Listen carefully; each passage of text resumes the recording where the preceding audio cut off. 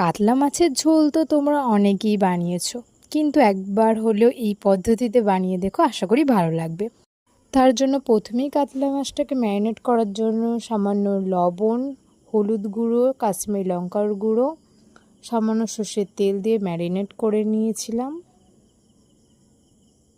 তারপরে একটা smooth paste করার জন্য দুটো মাঝারি সাইজের পেঁয়াজ, 10 কোয়ার মতো রসুন, আদা কুচি, 4টে কাঁচা লঙ্কা, গোটা ধনে, গোলমরিচ, জিরে, সাদা সর্ষে, কালো সর্ষে, সামান্য জল, হলুদ গুঁড়ো, সামান্য তেল দিয়ে একটা স্মুথ পেস্ট করে নাও।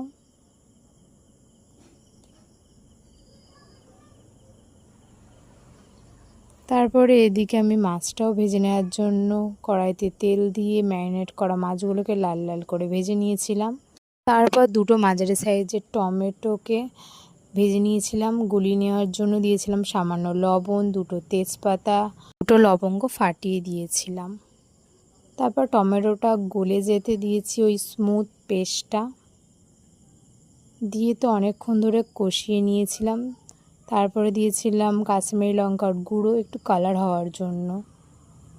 অনেকক্ষণ কষিয়ে নিয়েছিলাম যাতে আদা রসুনের গন্ধটা না বেরোয়। কষা হয়ে যেতে পরিমাণ মতো জল দিয়ে একবার ফুটিয়ে নিয়েছিলাম। তারপরে এক এক করে মাছগুলোকেও দিয়ে দিয়েছি। তারপর তোমরা লবণের পরিমাণটা দেখে স্বাদ মতো লবণ দিয়ে দেবে। তারপর 5 মিনিটের জন্য গ্যাসের ফ্লেমটা হাই রেখে ফুটিয়ে নিলেই তৈরি আমাদের কাতলা মাছের ঝোল। ভিডিওটা কেমন লাগলো জানিও, ভালো লাগলে পেজটা সাবস্ক্রাইব করে দিও, আর নেক্সট কি ভিডিও দেখতে চাও কমেন্ট করো। বাই।